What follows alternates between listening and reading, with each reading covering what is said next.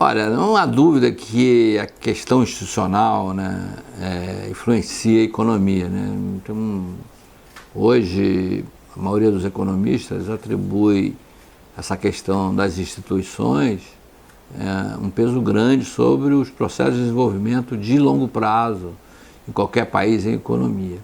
Então, países que são institucionalmente frágeis, né, que as instituições são frágeis, a justiça, o Congresso, o legislativo, o próprio governo são frágeis e as leis também são frágeis, são pouco respeitadas. Isso tem um efeito negativo no processo de desenvolvimento a longo prazo, né?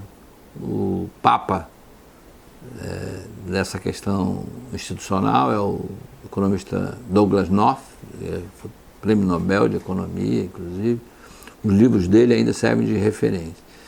Isso tudo para falar um pouco do Brasil, né? A gente tem hoje uma situação quase que de conflito permanente entre o Palácio Planalto e um pouco o Congresso, um pouco a Justiça, tem até manifestação convocada no meio governamental para criticar o Congresso, a ação do Congresso, a ação do Supremo, enfim. Isso não é bom, isso de fato não é bom, mas eu não sei se exatamente qual é o peso que isso tem hoje no comportamento da economia brasileira. É isso que está fazendo com que a economia brasileira não deslanche, não, acho que hoje a questão internacional está pesando mais do que a questão institucional. Por outro lado, a gente vendo o modelo institucional, não vendo a questão conjuntural, a gente vai ver que o Brasil, de alguma maneira, constituiu instituições hoje bem fortes. A gente tem uma democracia respeitável. Diz, o presidente vai dar golpe porque fala algumas barbaridades.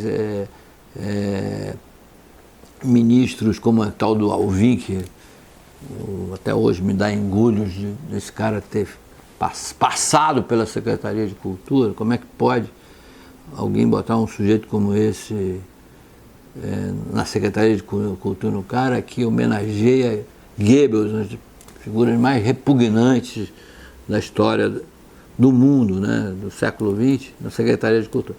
Mesmo isso, quer dizer, mesmo essa coisa esse jeito curioso do presidente Bolsonaro governar, né, sempre criando conflito, criando confusão, mesmo isso não abala as instituições no Brasil. É ruim porque a gente depende muito da iniciativa do governo para que as leis avancem, né? O Congresso, ele normalmente responde a uma demanda de iniciativa do governo federal.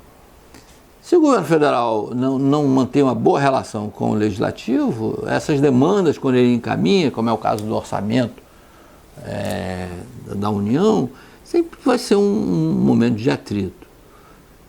O que acontece? A gente perde oportunidades, leis que podiam já estar sendo aprovadas, já ter sido aprovadas, não são, etc.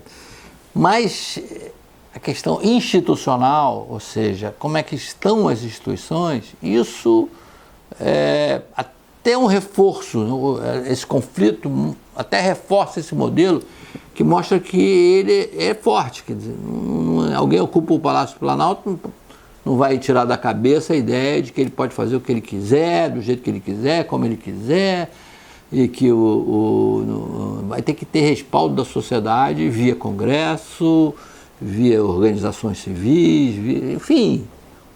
A questão institucional, nesse caso no Brasil, não sei se eu sou um pouco otimista, ou tenho um complexo de Poliana, mas eu acho que ela está passando por um teste muito difícil e provando na prática que a gente tem um modelo institucional forte, em que as leis são respeitadas, em que temos uma justiça que funciona, que temos um Congresso também que é independente, não é um Congresso cordeirinho, que abaixa a cabeça para tudo que o governo quer aprovar.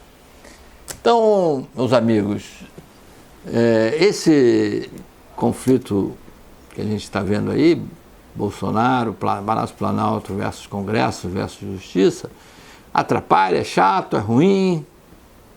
A gente está num momento com 12 milhões de pessoas aí sem emprego. A gente devia fazer, como diz o ex-presidente Fernando Henrique, devia fazer um esforço aqui para tirar as barreiras que estão atrapalhando o crescimento da economia, mas não é pelo lado institucional. O Brasil sai reforçado e não é isso que vai impedir o crescimento da economia mais tarde, no futuro, se não for esse ano, no ano que vem.